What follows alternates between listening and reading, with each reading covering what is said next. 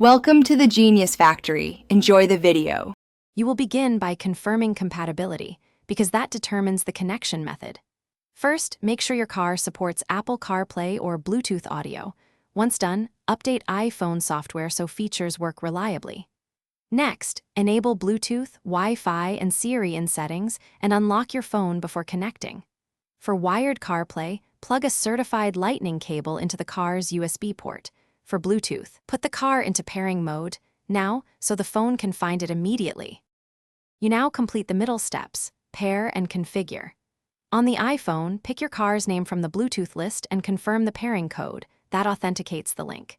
If using CarPlay, go to Settings General CarPlay, choose your vehicle, and arrange apps so music is front and center.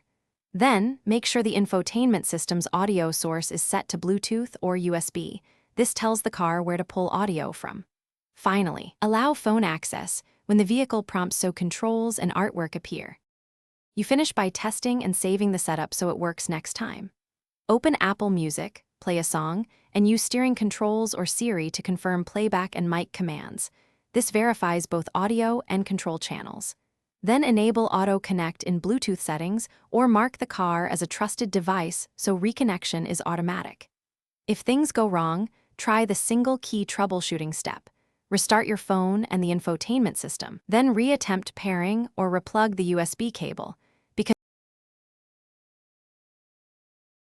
Thanks for watching. If you found this helpful, don't forget to like and subscribe.